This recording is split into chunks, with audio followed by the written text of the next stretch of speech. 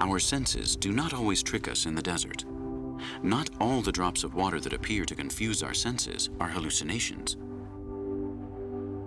Water is always a miracle, but in the solitude of the desert, it means something more than a threat of life or death.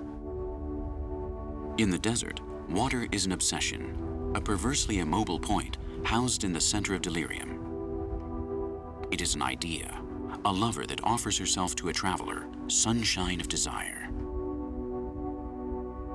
The traveler passes along, gratifies himself between her thighs, and continues his way to the next delirium of liquid passion.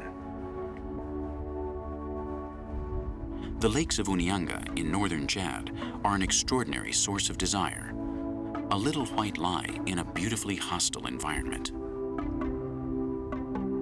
60 kilometers of aquatic miracles, multicolored lakes, blue, brown, gray, green, freshwater, saltwater lakes. A memory of the old times when the Sahara was an immense interior sea.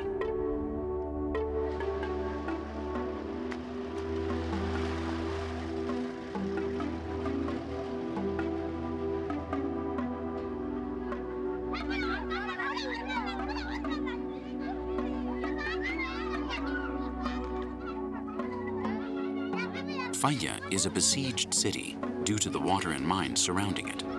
It's a key point along the routes traveling north and those interior routes leading to the Tibesti Mountains. Every week, many trucks leave Faya to commit the heroic deed of crossing the Sahara Desert through Libyan territory. Faya looks like a miserable and dusty town. But here again, appearances deceive the eye in this corner of the desert.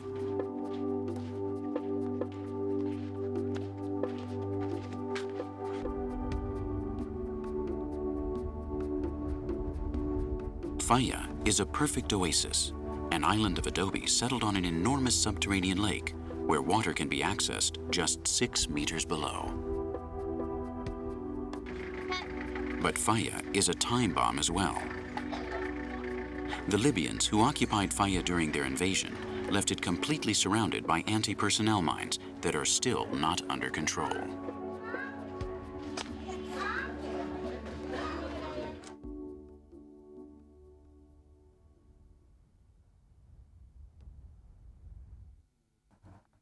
One million anti-personnel mines are buried throughout most of Chad's territory, mainly in the northern region of the country. In 1998, the United Nations started a program to eliminate the abandonment of armaments. To set up a mine action program literally cost millions of dollars. To put the mines in, maybe a few $100s, a few $1,000s. So essentially that's hence the discrepancy between the cost of putting mines in the ground and the cost of taking them out. So the technology of the materials is such that there's very little metal in the mines, so they're difficult to detect. Over time, the mines get displaced by floods, by moving sand, whatever. The patterns of the terrain change and whatnot. And every mine has to be treated as a potential threat to the deminer. What goes into a landmine? A few ounces or a few kilograms of explosives. A very simple detonation device based on pressure. It can be fabricated by people with very, very little training and experience, and they can be fabricated en masse. The whole of the country is affected by unexploded munitions, and that's rockets, bombs, mortars, small arms ammunition, grenades, rocket-propelled grenades, which are just as dangerous as the mines. And in fact, there are more unexploded munitions in the country than there are mines. Our project deals with both. I've just run 4,500 kilometers inspecting the country, and I've taken 100 pictures.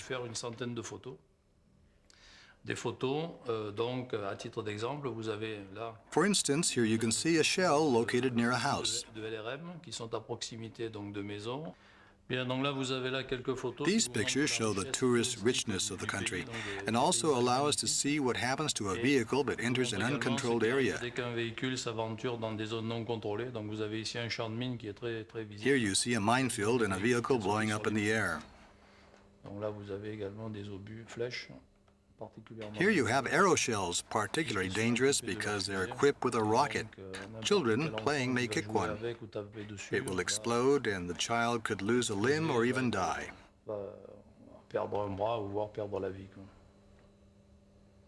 This is the camp of Wadi Dum, where we have a higher concentration of these mines. Among our priorities, we must first handle the concentrations of shells located close to the cities, where they have already caused accidents, deaths, and mutilations. An example of the danger for the population can be seen by looking at this BMP loaded with ammunition, which is located near the hospital, and the building behind it is the school. When the battles ended, some tanks were also abandoned with ammunition inside. Children go to these places to play, which is extremely dangerous. An ammunitions depot exploded in the middle of the village of Gareda. You can see here how 2 of these children died while they were playing with a missile.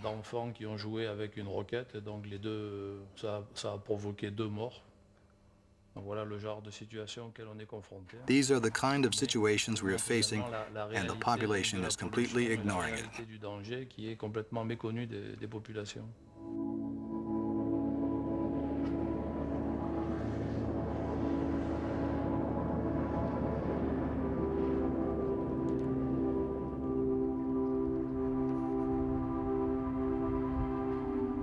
The Arte Gorges are another of nature's miracles, acting in complicity with water's caprices.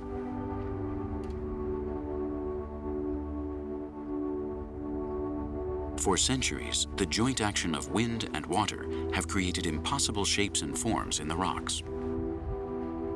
Not very long ago, this idyllic setting was a prisoner under the clutches of suffering. It's quite curious, the impunity with which horror acts. It devastates everything like a hurricane, but then daisies begin to grow over the puddles of blood. Terror arrives, acts, crouches down, and conspires with oblivion.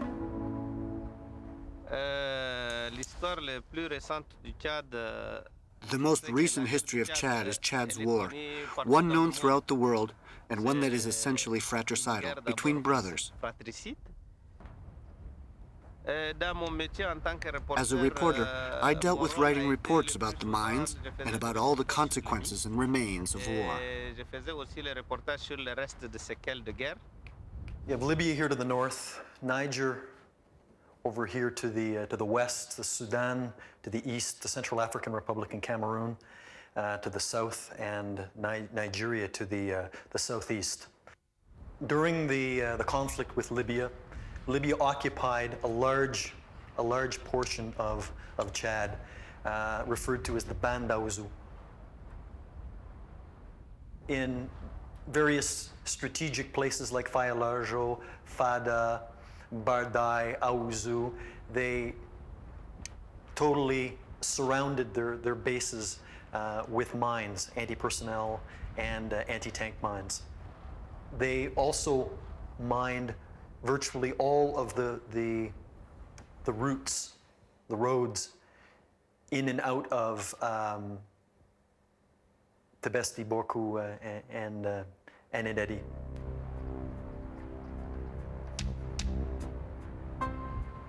During the final stages of the invasion, the Libyan army, equipped with hundreds of tanks, helicopters, cannon, and rockets, was unable to oppose the 1,000 Chad fighters that raced their Toyotas like kamikazes over the Libyan armored tanks. It was like David against Goliath, strength against will. But after that, the internal confrontations among different factions fighting for power still continued, and nobody thought about picking up the refuse of war. Security corridors could be opened only after peace was installed in the country at the end of the 90s. Even today, you can see human skeletons and mechanical remains scattered along the desolate battlefields in the north.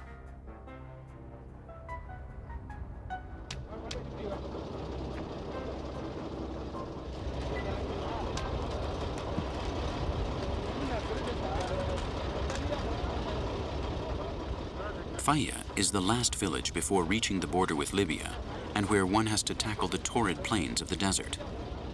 Most of the people who accompany André along this second phase of the trip are smugglers who buy priority goods in Libya and later sell them in Chad for 3 times the cost. In Libya, the government pays for clothes and non-perishable goods. If you have good contacts and give generous tips, you can get them and easily take them to the other side without any problems. This is a good business for all kinds of customs officers and intermediaries, although it will not make you a millionaire, since the hundreds of francs earned are shared among dozens of needy hands. In the desert, survival means earnings, and profit means luxury.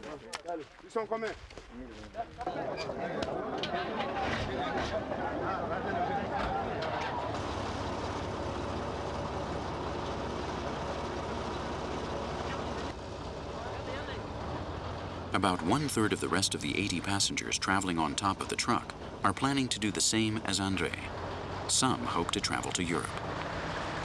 Others will be content with just reaching the Mediterranean coasts or any other big city in Libya in order to look for a job.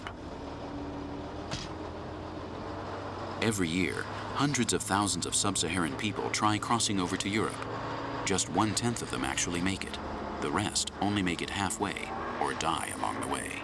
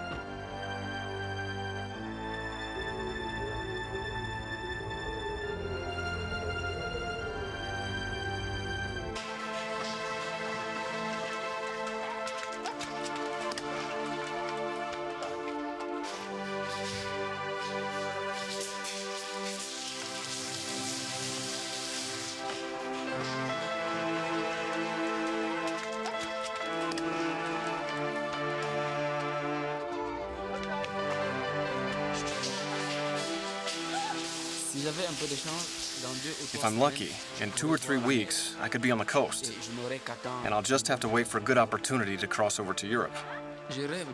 I dream about seeing the coast from a distance. People say that departures are usually made at night. When they see the first lights on the shore, people shout with joy.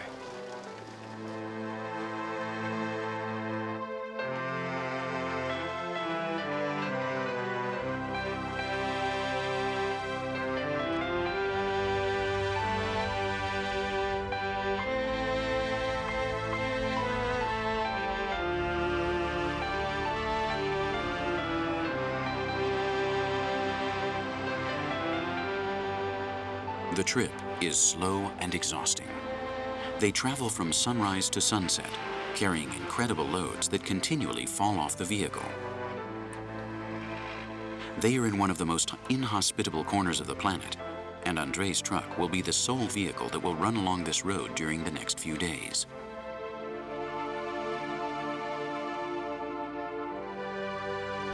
There is no other option. It has been many years since the large camel caravans have traveled between the Sahel and the Mediterranean Sea. For several weeks, they will have to live on top of the iron and plastic bars. This is their home. If it falls down, they will have to rebuild it.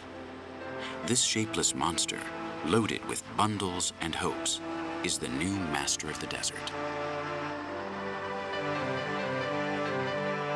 That light. For months, I've been waking up during the night seeing that light. I sometimes thought it was the coal projector still burning, but then I would remember what it was, and the light would disappear. But I couldn't sleep anymore. People also say that many people never make it, that their boat sinks and they never reach the coast. I'm going to make it. I'll make it there, with the help of God.